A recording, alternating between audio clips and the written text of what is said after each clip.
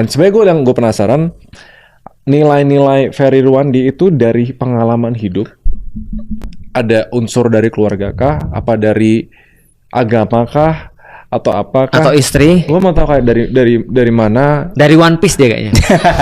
Sebenarnya nggak masalah. At one point values gue tuh dari, ya lucu sih, tapi intinya dari game waktu itu values gue. Okay. Kayak heroism gitu-gituan, makanya ego gue gede. Makanya gue idealis. Kelihatan sumbernya dari mana gitu. Ya. Emang ego gue di sana gitu loh. Ferry Irwandi, dari mana ego? Dari mana value-nya? Nilai-nilainya. Nilai-nilai dari mana ya? Gue baru ngomong sama istri gue dalam satu pertengkaran. Oh, baru bertengkar. Oh, kita jadi bertengkar gimana terus. Jadi acara gibah nih kita. Bagus. Nggak gini. Itu. Ya dalam satu percakapan gue bilang tujuan hidup gue tuh cuma simple sih kalau ditanya apa yang mendasari atau jadi backbone semuanya. Ya gue cuma pengen keren di depan pasangan gue cuma pengen keren di depan anak gue. Jadi suatu hari diceritakan sebagai sesuatu yang keren. Itu jadi kayak, jadi ada manga namanya Hajime no Ippo. Ya, aku baca. Legendaris sekali itu di volume 15. Waktu itu Eiji Date. Dia udah tua. Ya. Jadi juara nasional Tinju. Jepang sebelum Ippo kan, yang ngalahin Ippo pertama gitu. Terus dia ketemu Ricardo, juara WBA. Ya. Terus orang nanya, padahal lu tuh udah enak, udah jadi juara nasional aja, umur lu juga udah Ngapain kenapa lu ngelawan Ricardo?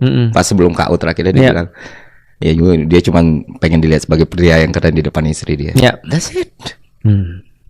Jadi gue nggak punya, makanya tadi makin kesini kan gue makin terbuka dengan apa yang gue pikirin. Gue juga sempat ngerasa kepada teman-teman semua atau orang-orang yang nonton gue atau yang follow gue, tolong jangan look up ke gue gitu loh. Gue punya banyak. Kalau yang kalian tahu tentang gue tuh cuman sedikit dari gue yang sebenarnya. Yang mana gue yang sebenarnya itu jauh lebih buruk dari yang lu pikir gitu. Sudah pasti. Sudah pasti. Kita semua.